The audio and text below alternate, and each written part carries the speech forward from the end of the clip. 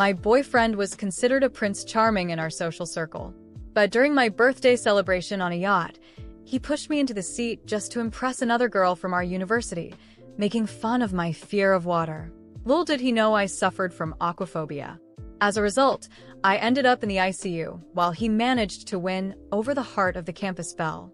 When I finally woke up, he was by my side, apologizing, but I had no clue who he was. "Excuse me, do I know you?" I asked, completely baffled. The doctor explained that I had lost part of my memory. However, he kept insisting he was my boyfriend. I couldn't help but argue back, "No way. My boyfriend is Raleigh Landon." Everyone knew Raleigh Landon was his sworn enemy. My boyfriend was Justin Reed, a Prince Charming in Rivers City social circle. He had always been wild and extravagant, spending money recklessly and surrounded by women. I spent 3 years with him, during which he treated me well and even proposed. But recently, he became interested in someone new. She was a young, beautiful college student with fair skin and an elegant demeanor. He couldn't resist her innocence and kindness to amuse her.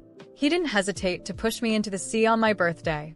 Today, the sky stretched endlessly, a flawless expanse of blue without a hint of cloud in sight. However, the calm water unexpectedly turned into large splashes. I struggled in the water, feeling despair wash over me as I watched the people on the yacht.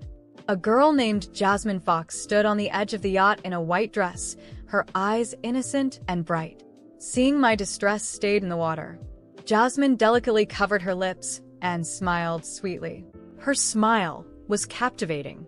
Justin also joined in the laughter. He was smiling brightly, and even his worried expression eased up a bit. By the time he heard my cries for help, I was already sinking.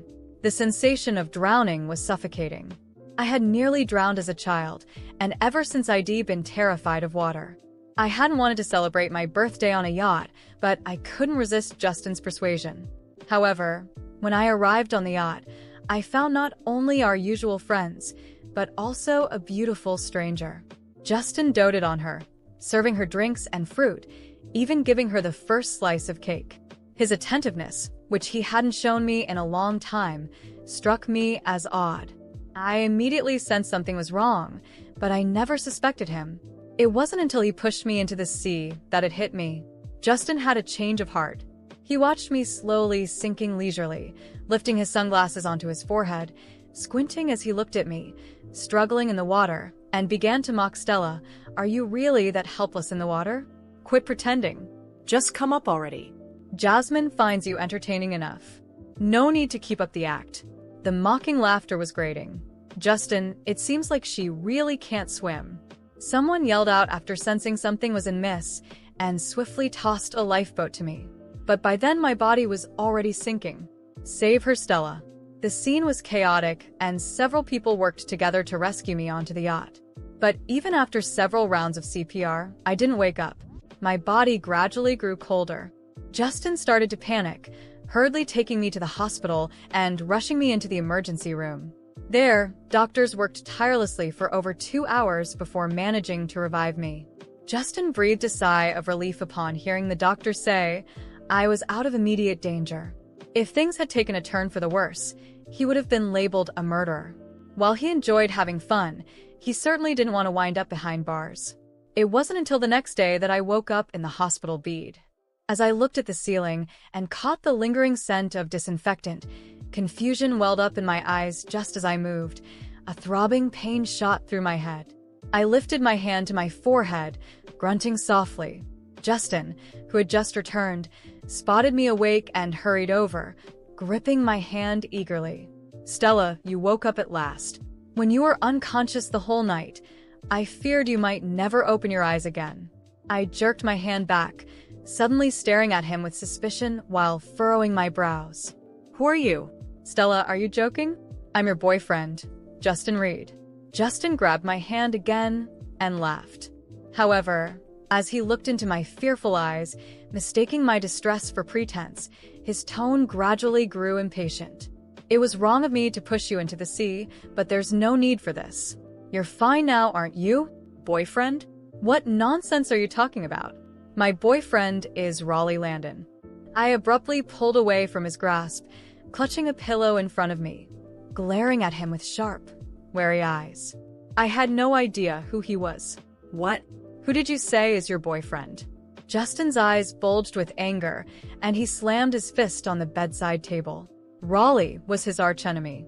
Ever since childhood, he had consistently been defeated by Raleigh, nurturing a profound hatred for him that he couldn't even articulate.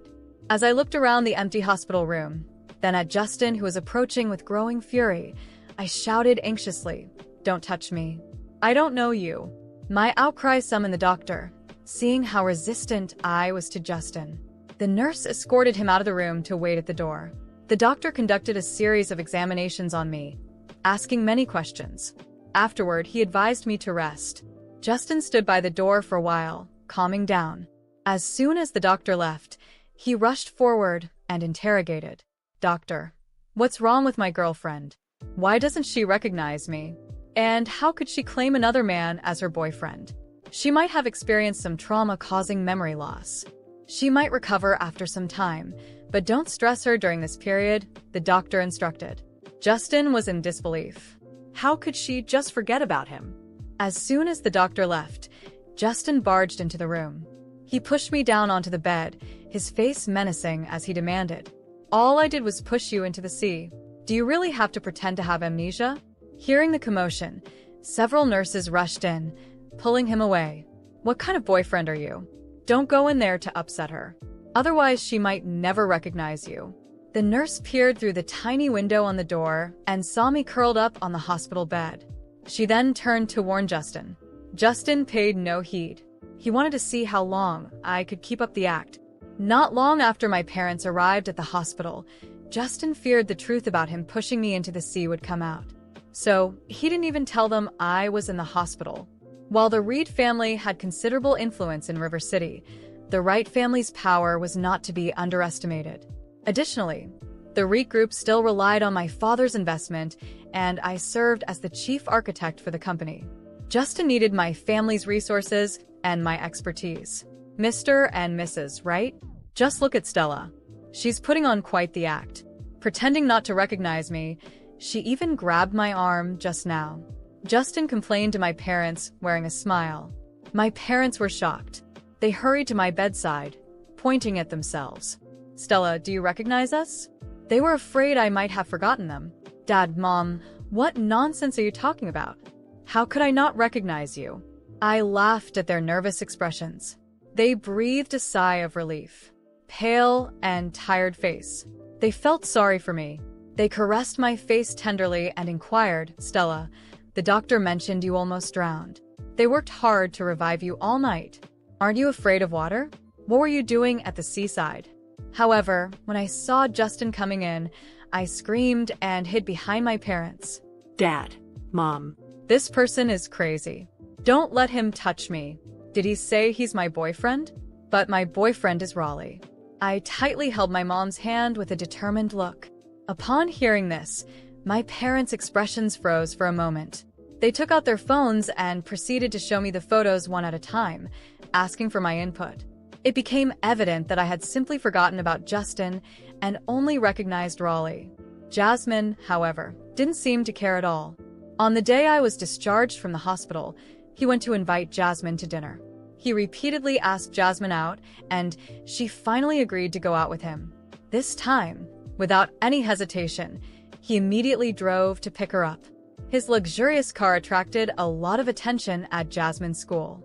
Upon getting into the car, Jasmine cast a brief glance at Justin, maintaining her pure and angelic demeanor. She then softly asked, "Is your girlfriend all right? What could happen to her?" "She's lucky to be alive," Justin replied with a hint of flattery.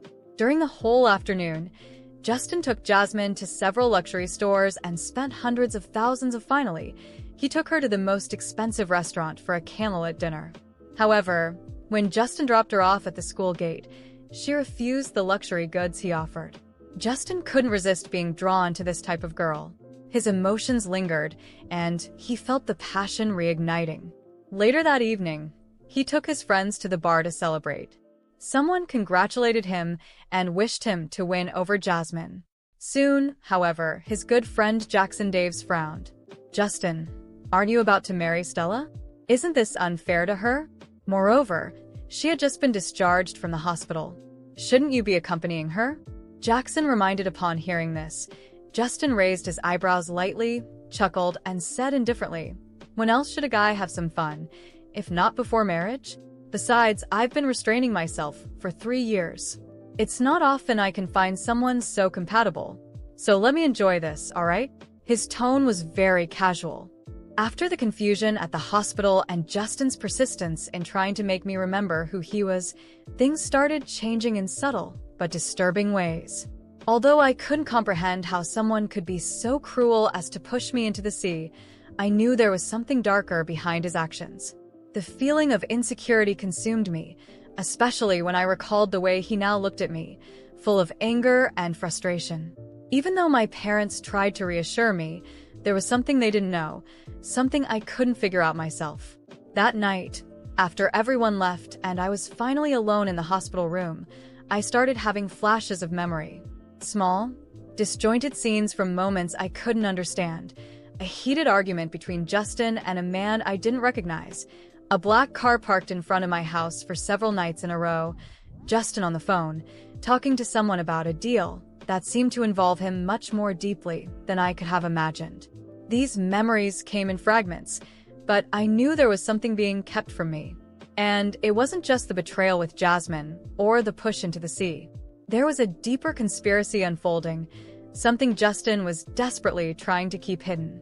A few days later, when I was discharged from the hospital, my house felt different. A sense of discomfort surrounded me, as if the walls had ears and the hallways held secrets. My parents were concerned about my condition, and while they tried to be attentive, there was an undeniable tension in the air that I couldn't ignore. Justin had stopped showing up in person, which at first was a relief, but something told me he was still involved, just waiting for the right moment to act. A week after my return, I received an anonymous message on my phone. The screen glowed in the darkness of my room, and the message simply said, "You don't know the truth. Find Raleigh." My heart raced. Raleigh. The name I had mentioned in the hospital but made even less sense now. I barely remembered him, only a feeling that he was important to me. Somehow, he seemed to be the key to understanding everything. The next morning, I did something I never thought I would. I searched for Raleigh. Using his name in a quick search, I managed to track down his social media profile. He looked like someone I should clearly remember. His presence was commanding, his eyes intense. I didn't know how to reach out, but something inside me pushed me to send a short, direct message. "We need to talk. It's urgent." I didn't expect a quick response, but a few hours later, my phone vibrated with a notification. "Meet me today at 6 p.m. at the cafe on H Street. It's important." My heart pounded. Raleigh had agreed to meet, but what could I say to him? That I didn't remember him, but somehow I knew he was crucial in helping me understand what was happening? When the time finally came, I went to the cafe, feeling like my life was about to change. I walked in and immediately saw Raleigh sitting in a corner, watching the street through the window. He noticed me and gave a slight nod, his face expressionless. As I approached, he stood up, and I realized just how striking his presence was. He wasn't the kind of man who went unnoticed. "You came," he said in a deep voice. There was something familiar about it, but at the same time, an air of mystery that made me uneasy. I don't remember you," I admitted, sitting down in front of him. "But somehow I know you're connected to what happened to me." He tilted his head slightly, analyzing every word I said. "So you don't remember, but you mentioned my name in the hospital. That's no coincidence. It was just a gut feeling. I really don't know why. But something is wrong, and I think you know more than I do." Raleigh sighed deeply and leaned forward, his eyes locked on mine. "Stella, there are things you shouldn't have forgotten. Things Justin doesn't want you to remember. What happened on the yacht was a warning. He's willing to do anything to protect his secrets." My body tensed. Secrets? What kind of secrets? Dirty business, Stella. Justin and his family are involved in a series of illegal schemes, including extortion, financial fraud, and worse things. You accidentally stumbled upon some of it. And he knows that if you regain your memory, it's over for him. My mind was spinning as I tried to process what Raleigh was saying. It was like everything was starting to fall into place. The secretive conversations I remembered, Justin's uncontrolled rage, the fear in his eyes when I mentioned Raleigh. Everything made sense now. So, that's why he pushed me into the sea? I asked, my voice trembling. Raleigh nodded slowly. He tried to silence you. And if I'm not mistaken, he'll try again. You're not safe, Stella. Justin is getting desperate, and men like him don't hesitate to use violence when they're cornered. Fear washed over me like a wave. I knew Justin was capable of many things, but I never imagined he could be this dangerous. What do I do now? I asked, trying to stay calm. Raleigh looked at me directly, his expression serious. You need to get out of here. I have contacts who can help, but we have to move fast. Justin is probably already watching your every move. If he realizes you're close to recovering your memories. Before he could finish, my phone started vibrating furiously on the table. I glanced at the screen, and to my shock, it was Justin. He had sent me a message. We need to talk. I know what you're doing. My blood ran cold. Raleigh took the phone from my hand, read the message quickly, and said in a cold voice, "It's too late. He knows." I couldn't take my eyes off Justin's message. We need to talk. I know what you're doing. The chill in those words made me shiver, but at the same time, something inside me shifted. The fear that had once paralyzed me turned into a fierce determination. Justin thought he still had control over me, that I was the same submissive Stella as before. But he was about to discover that the girl he tried to destroy had risen again, and now it was his turn to fall. Raleigh, I began, taking a deep breath. If Justin wants to talk, let him talk. But this time, it's going to be on my terms. Raleigh raised an eyebrow, intrigued. What are you thinking? He wants to manipulate me, maybe even try something dirty like before.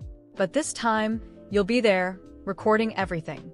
We'll catch him in the act. Raleigh studied me for a moment, then nodded, a slight smile of approval forming on his lips. Hidden? Where? You'll stay in the closet, I suggested, my mind already weaving the plan together. I'll get him to talk about whatever he's hiding, and when the time is right, you'll step in. If this works, we'll expose him. Raleigh agreed, his expression turning serious. This is risky, Stella. But if that's what you want, I'm with you. That very night, I sent Justin a message, agreeing to meet and talk. We arranged to meet at my house, where I knew I could control the setting. As the time drew near, Raleigh hid inside my bedroom closet, equipped with a small camera to record everything. My heart was racing, but I stayed focused. My anger toward Justin was now my greatest ally. When Justin arrived, he seemed different. His arrogant smile and air of superiority were still there, but there was something else, a tension in his movements, like he knew his empire was about to crumble. I greeted him with a neutral expression, as if I was ready to forgive him, which only seemed to boost his confidence. Stella, he began, placing his hand on my shoulder. I know things got out of hand, but everything I did was for us. The anger bubbled up inside me, but I kept my calm facade. For us? You pushed me into the sea, Justin. I almost died. He shook his head, laughing nervously. I didn't know you couldn't swim. It was a prank that went too far. I tried to keep my expression vulnerable, as if I were falling for his manipulation again. Maybe you're right. Maybe I overreacted. He seemed to relax. I knew you'd understand. Let's calm down, okay? I'll grab us something to drink. We can toast to our future. I watched as he walked to the kitchen. My heart raced as Raleigh adjusted quietly inside the closet, ready to act. When Justin returned with 2 glasses in hand, I sensed something was off. He was too calm, his smile darker than before. And then I saw it. Justin, believing he was safe, opened the small bottle he had hidden in his pocket and poured a liquid into my glass. Raleigh, from inside the closet, didn't hesitate. Before Justin could even turn around, Raleigh stepped out of his hiding spot. This ends now, Justin, Raleigh said firmly, his voice cold and sharp. What did you just put in Stella's drink? Justin froze, his eyes wide with shock and anger. What the hell are you doing here? This is none of your business. It is when you're trying to hurt someone like this, Raleigh replied, stepping closer. We've recorded everything. For a moment, fear flashed in Justin's eyes, but his arrogance quickly returned. You think you can threaten me? Do you know who I am? Do you know what my family can do? Before he could say more, I picked up my phone and called the police, my voice steady and firm. Hello? I need a police unit immediately. A man just tried to drug me. Justin tried to flee, but Raleigh held him firmly until the police arrived. When they finally took him away in handcuffs, the desperation in his voice was evident. You can't do this. My family will destroy you. You'll regret this. As I watched him being taken away, everything came flooding back. I remembered the schemes, the shady conversations I overheard Justin having, the illicit deals involving his family, financial fraud, money laundering, extortion. Every piece of the puzzle clicked into place. Raleigh looked at me, concerned. Are you okay? I nodded. I remember everything now, Raleigh. All of it. Justin's dirty schemes and his family's crimes. I'm going to report them. And that's exactly what I did. With all the information and evidence Raleigh and I gathered, I took the case to the authorities. The investigation moved quickly, and soon, not only Justin but his entire family were in custody. Financial fraud, bribery, extortion, everything was uncovered, and the Reed family empire crumbled. As I watched the news of their arrests on TV, I felt a mix of relief and power. They had tried to destroy me, but now they were the ones falling.